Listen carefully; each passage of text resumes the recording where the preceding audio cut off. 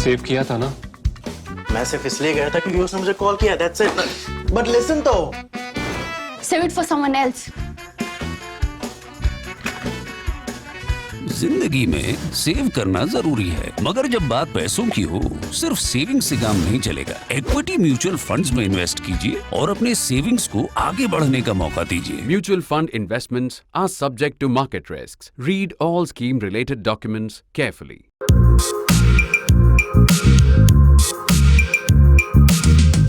One man's terrorist is another man's freedom fighter. It's the sort of hoary old cliche you've probably heard a lot of in the last month or so. It's like the saying that what's a terrorist anyway? Bhagat Singh would probably be considered a terrorist today. It's a way, I think, of muddying the waters, but it's also a genuine confusion because the word terrorist has been robbed of meaning because of constant misuse by so many people. And particularly in the Middle East, it becomes more difficult. So it is with war crimes.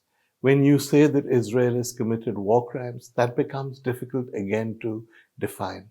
So let's try and break these terms down and see what it means. It's not actually that difficult to define a terrorist. The narrowest and tightest definition of terrorism is violence with political ends directed at civilians and non-combatants. It's a very specific definition. People who attack military targets, even government targets, are not necessarily terrorists. People who kill officials, politicians, generals are not necessarily terrorists. Let's take an example. Lee Harvey Oswald, who killed John F. Kennedy, was clearly a murderer and an assassin, but I don't think he was a terrorist. John F. Kennedy was, from Oswald's perspective, a legitimate target. So it is with Bhagat Singh. Bhagat Singh killed a British police officer. From his perspective, he was attacking a government target. So there is a difference, I think, between people who bomb, say, a military camp and people who bomb a children's hospital or even a children's camp. Once you attack people who are not combatants, women, children, babies, what you're doing is terrorism. You may still regard yourself as a freedom fighter, but you're a freedom fighter second, third, fourth, or whatever. First and foremost, you're a terrorist. If you were to apply that definition to what's happening in the Middle East, I think there's only one conclusion you can come to. What Hamas did in Israel was terrorism. It is not legitimate to go into kibbutzes and shoot women. It's not legitimate to go into farms and kill children. It was non-combatants they were targeting, and they've made no secret of it. They've said, a Hamas spokesman said yesterday they would do it again and again till Israel learnt its lesson. So yes, that was terrorism. But there's a bit more to it than that. If you're willing to say that Hamas was a terrorist or committed a terrorist act, and I would say is a terrorist organization, you're still left with the moral equivalence of what the Israelis did. Now, I am not Israel's greatest supporter. I am not in favor of what this government has done in Gaza or in the West Bank. I am not in favor of anything Netanyahu has done. I have been brought up to have sympathy with the Palestinians, and I continue to have sympathy with the Palestinians. But you've got to ask yourself now a specific question. What about the way in which Israel has responded and retaliated to the Hamas attacks? And we've condemned Hamas attacks. We accept that they were terrorism. But what about the Israeli response?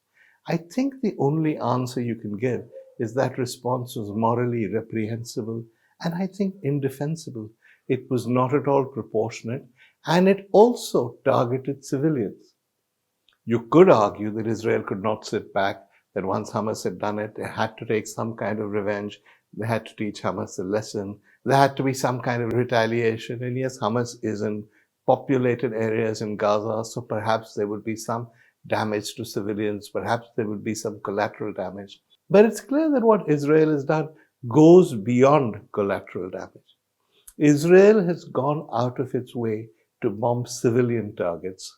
It's done that, I think, to break the spirit of the people of Gaza, to get them perhaps to turn against Hamas. to sort of lay the ground for a ground invasion, which is actually happening at the moment. In my view, that's not just morally reprehensible, it's probably a war crime.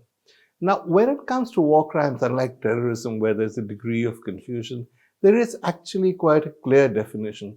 It's the definition that was used in the Nuremberg war trials after the Second World War. It's a longish definition, you can look it up. But the important bit is devastation of civilian targets, of towns, of cities, without any military necessity to do so. If you were to use that definition, then what Israel has done in Gaza is clearly a war crime. Now, the irony in all this is that even when the Americans were discussing which Nazi they would execute and which one they would send to jail, and let's not pussyfoot around it, the Nazis were war criminals, and the Nuremberg trials were an important step on the path to justice. But let's not forget that while we talked about wanton destruction of cities, etc., the same Americans who were presiding over the Nuremberg trials had just dropped nuclear bombs on Hiroshima and on Nagasaki. This was debated. People said, oh, maybe it was excessive. Others said, no, there was no other way of getting Japan to surrender. But if you were to go by the Nuremberg definition, it was a war crime. And yet, such is the world we live in, that standards are never equitable. The Americans went on to bomb Cambodia. They bombed civilian targets. They went on to bomb Vietnam. Again, they bombed civilian targets. Yes, there was condemnation. Yes, people said it was terrible.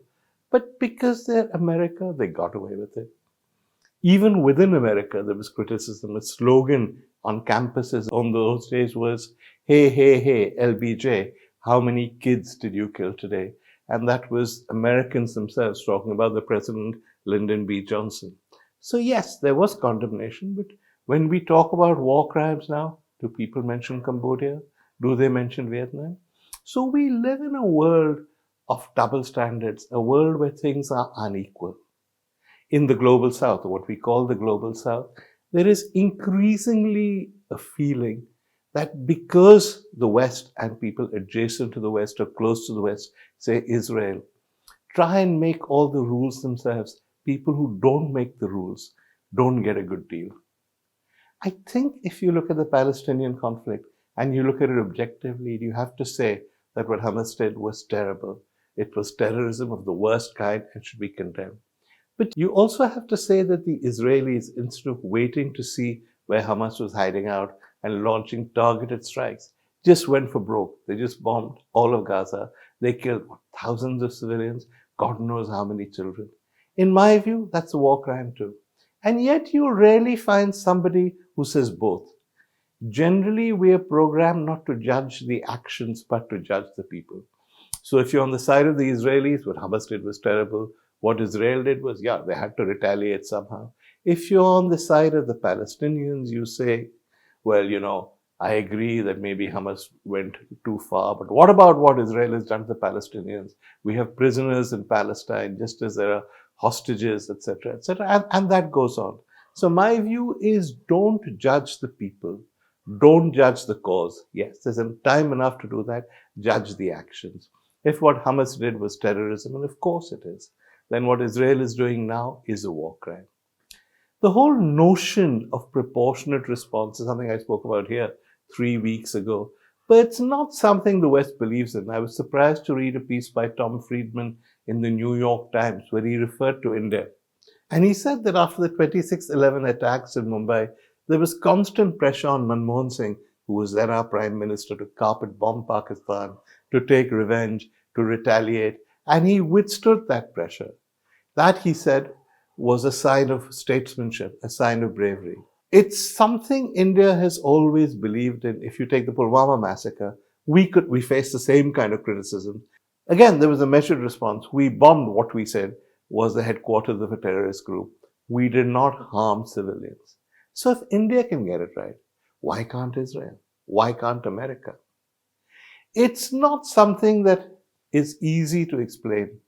But the truth is, we no longer judge actions. We no longer have absolute standards. Every country sets its own standards. Every organization sets its own standards.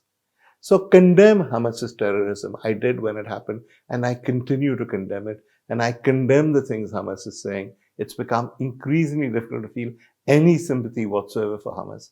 But equally, don't forget what Israel is doing to the Palestinians. Terrorism and war crimes. That's what we're faced with.